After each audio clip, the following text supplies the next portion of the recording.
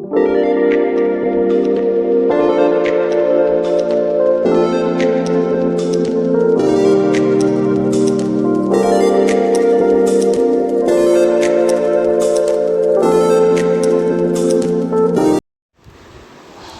बच्चों, कैसे हो आप लोग। आज हम लोग एक साथ बेटा 2 और 3 कंपाउंड लेने वाले हैं। आज हमारा ये चैप्टर जो है एज ए कंपाउंड्स हमारे फिनिश होने वाला है। ठीक है, हेलो एल्केन्स और हेलो एरीन्स। इसमें हम लोग ये पॉली वाले कंपाउंड्स पढ़ रहे हैं। ठीक है, तो ये इनका सबसे पहला कंपाउंड बेटा हम आज ले रहे हैं DDT। बहुत फेमस कंपाउंड है आपका DDT, यानी कि डाईक्लोरो डाईफिनाइल ट्राईक्लोरो इथेन। इसका फॉर्मूला होता है बेटा। और अगर आप इसका वो देखोगे IUPAC नेम क्या होता है, तो IUPAC नेम होता है बेटा 2,2-bis पैरा पे क्लोरोफिनाइल और 1,1,1 ट्राईक्लोरोइथेन। ठीक है, ये भी आपका जब स्ट्रक्चर बताएंगे आपको तो इसको पढ़ाएंगे हम।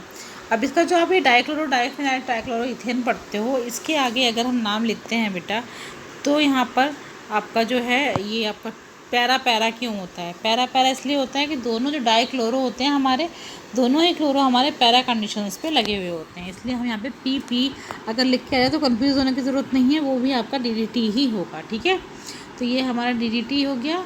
इसका जो स्ट्रक्चर होता है बच्चों, वो स्ट्रक्चर हमारा इस तरीके से होता है आपका। पहली चीज़ तो ये क्लोरल से बनता है, आप लोगों ने पढ़ाई है, तो क्लोरो होता है आपका CCl3।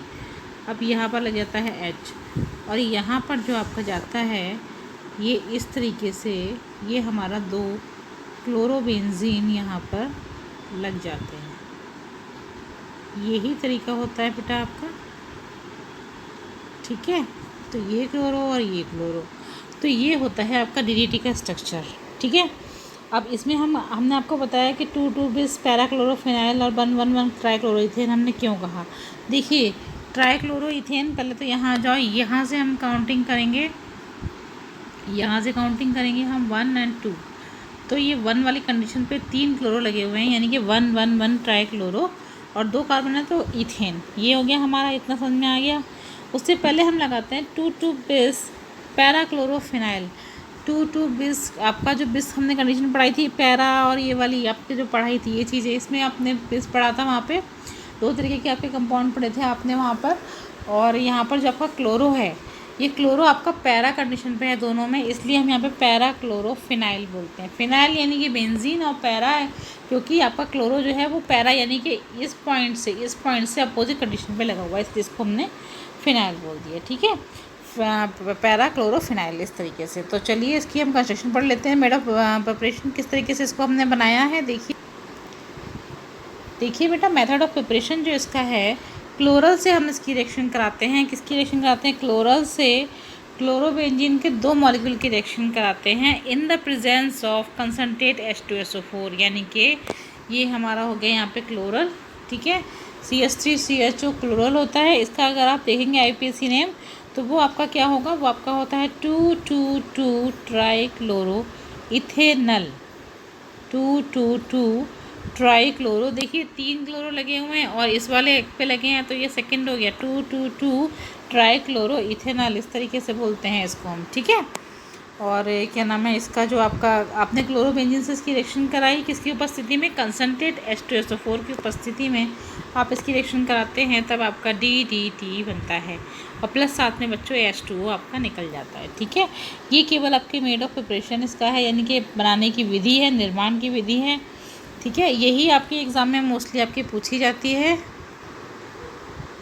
अब इसकी प्रॉपर्टीज़ पे आते हैं बेटा, यानी कि इसके गुण क्या क्या हैं। पहली चीज़ तो आपका ये सफ़ेद होता है। ठीक है, क्रिस्टलाइन ठोस होता है, यानी कि क्रिस्टल जैसी फॉर्म में आपका सॉलिड होता है ये। वाटर में इनसॉल्युबल होता है, वाटर में नहीं घुलेगा, वाटर में आपका ये घुलता नहीं है, बहुत ही अगर सूक्ष्म मात्रा में हो जाए तो, अदरवाइज़ ये टोटली वाटर में नहीं घुलता है। और सॉल्युबल होता है ऑर्गेनिक सॉल्वेंट में, लाइक ईथर, अल्कोहल, इन सब में ये घुल जाता है।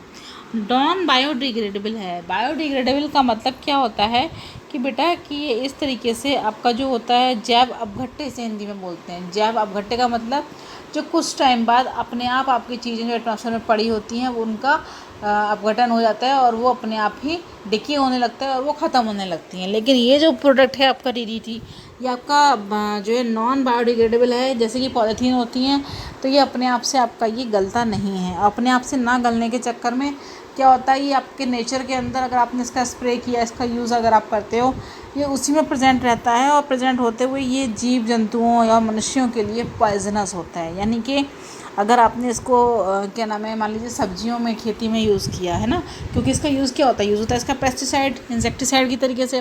तो इंसेक्टिसाइड में क्या होता है, बहुत सारे मक्खी मच्छर और जो खेती में लगने वाले कीड़े होते हैं उनको मारने के लिए काम आता है ये। लेकिन अगर आपने खेती में इसको यूज़ किया, और क्योंकि इसका तो आपका बायोडिग्रेडेबल होता ही नहीं है, अपघटन होता ही नहीं है अपने आप, तब क्या होगा, आपकी बॉडी में जा कर के ये आपको बहुत सारी तरीके की बीमारियां दे सकता है। ठीक है, तो इसीलिए इसका जो यूज़ है अभी के टाइम में बैन है।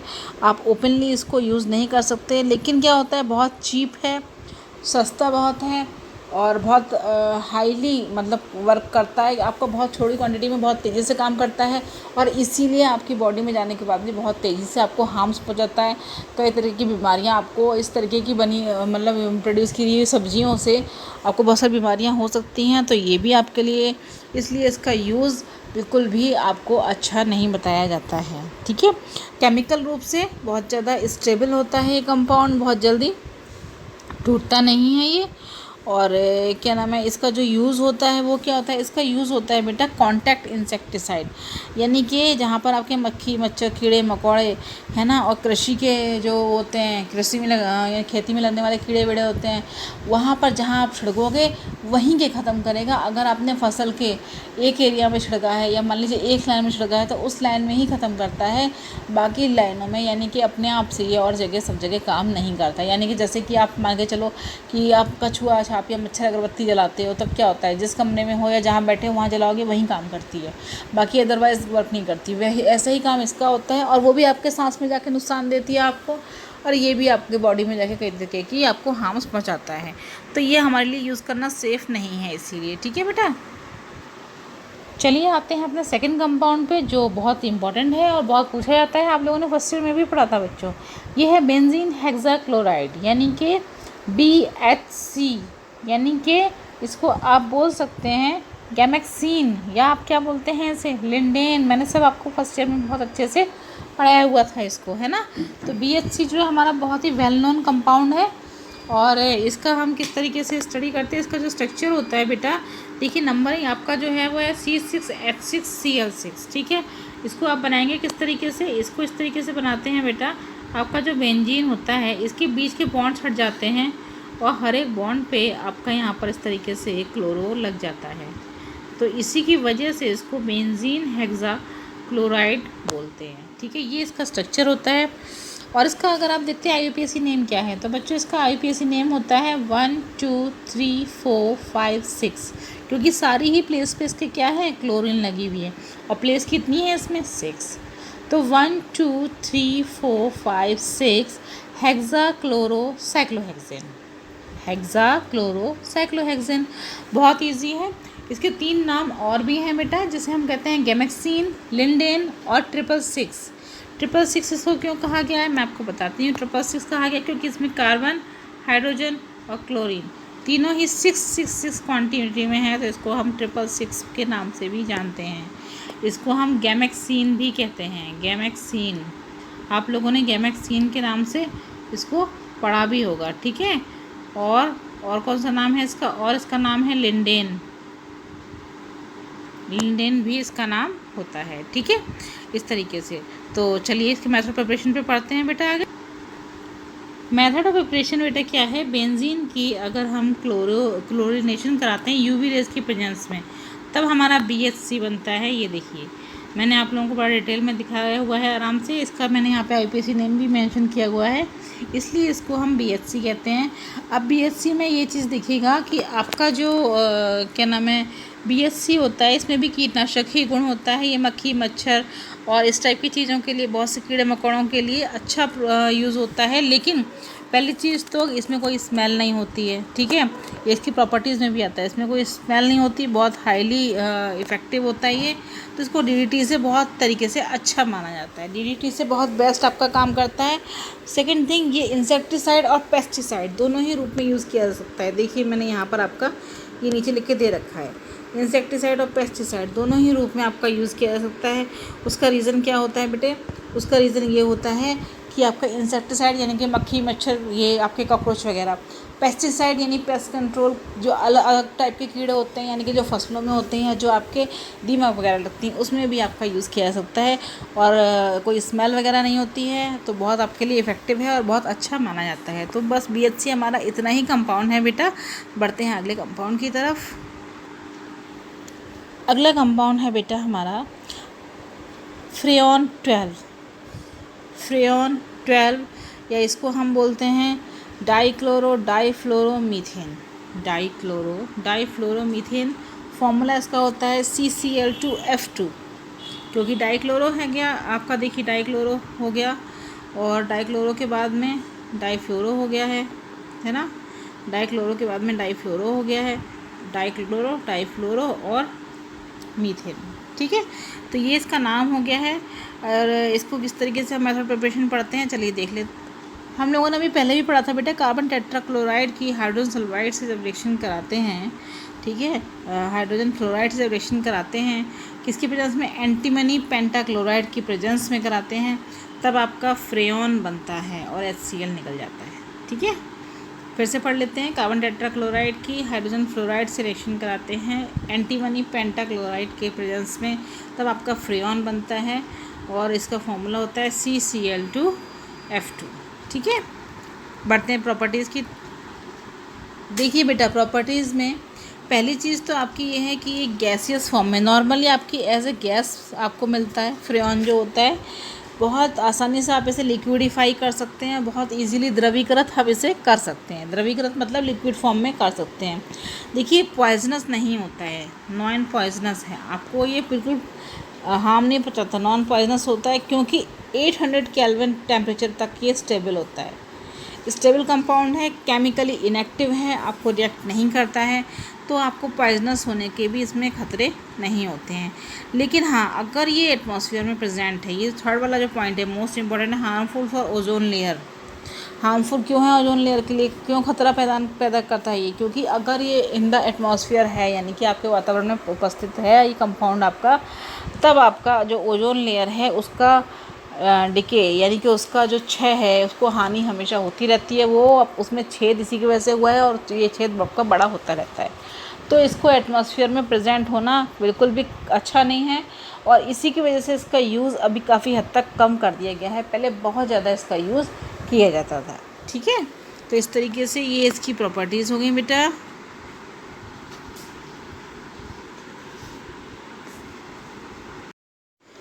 तो अब बेटा हम लोग आते हैं इसके यूजेस पर कि आपका फ्रेऑन का क्या यूज़ है। तो बेटा फ्रेऑन जो गैस होती है ये आपकी सबसे ज़्यादा यूज़ की जाती है रेफ्रिजरेटर या आपके जो AC होता है उसके रेफ्रिजरेंट के तौर पर, यानी कि उसमें शीतलक के तौर पर, यानी कि कूलिंग एजेंट के तरीके से इसको यूज़ किया जाता है, ठीक है। तो इस तरीके से फ्रेऑन जो गैस होती है वो बहुत ही हार्मफुल होती है। अब क्योंकि हमको पता है कि एटमॉस्फेयर में इसका होना मतलब ओजोन लेयर का डैमेज होना, तो इसलिए इसका यूज़ अभी कम कर दिया गया है। लेकिन इसका जो मेन यूज़ है वो पहले बहुत ज़्यादा यूज़ किया जाता था, AC के अंदर कूलिंग के लिए या रेफ्रिजरेटर के अंदर कूलिंग करने के लिए इसका यूज़ करते थे बेटा। और सेकंड इसका जो यूज़ है वो है आपका एरोसॉल्स। एरोसॉल को कौन होते हैं? जिनका सॉल्यूशन एयर में बनता है, यानी कि आप एयर में अगर स्प्रे करते हो तब क्या होता है, वो आपकी एयर में मिक्स हो जाता है, एक तरीके से एयर में सॉल्यूशन बना लेता है और आपकी सांस में जाके आपको कई तरीके की खतरनाक सी बीमारियां देता है। तो एरोसॉल्स और फोम के अंदर भी आपका ये जो होता है एज अ नोदक, एज अ प्रोपेलेंट यूज़ किया जाता है। अब ये क्या होता है, देखिए आप लोगों ने सुना होगा बेटा, आपसे कहते हैं कि फ़ोम को जलाना नहीं चाहिए या जलाओ आप फ़ोम को या थर्माकोल को, तो इस टाइप की चीज़ें क्या होती हैं, बहुत ही गंदी सी स्मेल देती हैं और काफ़ी देर तक जलती रहती हैं और हमारे वातावरण को पॉल्यूटेड भी करती हैं।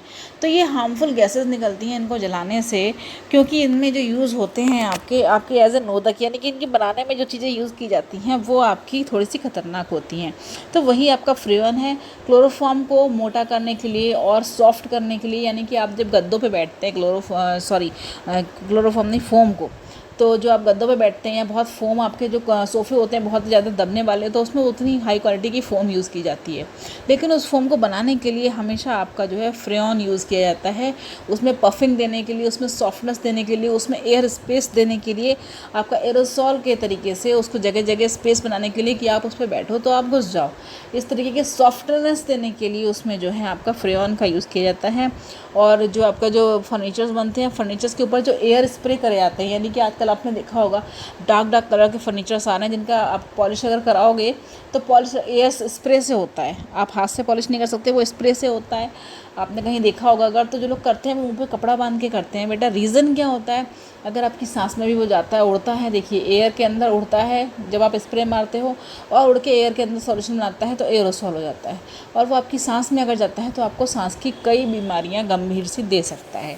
तो इसलिए ये बहुत ज़्यादा हेल्पफुल नहीं है, ये मतलब यूज़ में तो बहुत ज़्यादा आता है, क्योंकि एसी वगैरह तभी तो कहते हैं कम यूज़ करना चाहिए, लेकिन होता क्या है कि हमारी सेहत के लिए बिल्कुल भी अच्छा नहीं होता है, इसीलिए इसके यूज़ को प्राथमिकता एक तरीके से नहीं दी जाती है। मतलब अगर डायरेक्ट आपके कॉन्टैक्ट में आए एज ए गैस की फॉर्म में या एज ए, तो बिल्कुल भी पॉइजनस नहीं है, या आपके केमिकली देखोगे आपकी टच करने पे या कुछ तो केमिकली इनएक्टिव है, ठीक है, इसलिए कोई दिक्कत नहीं है। लेकिन अगर वातावरण में है तो डायरेक्ट आपके ओजोन लेयर को क्षति पहुंचाता है, जो आपके लिए बहुत ज़्यादा हार्मफुल है, आपकी स्किन के लिए, आपकी लाइफ के लिए, आपके लाइफ स्टाइल के लिए, आपकी ब्रीदिंग के लिए, आपकी हर चीज़ के लिए ओजोन लेयर का होना बहुत इंपॉर्टेंट होता है। तो ओजोन लेयर हमारे लिए बहुत ज़्यादा इंपॉर्टेंट है, इसलिए फ्रेऑन का यूज़ हमारे लिए इम्पॉर्टेंट नहीं है, और इसीलिए अभी इसका यूज़ ऑटोमेटिकली बहुत ज़्यादा लोगों ने कम करना शुरू किया है। रीज़न, क्योंकि जब पता चल गया कि हमारे लिए हार्मफुल है तो हम इस चीज़ को यूज़ क्यों करें, ठीक है बेटा।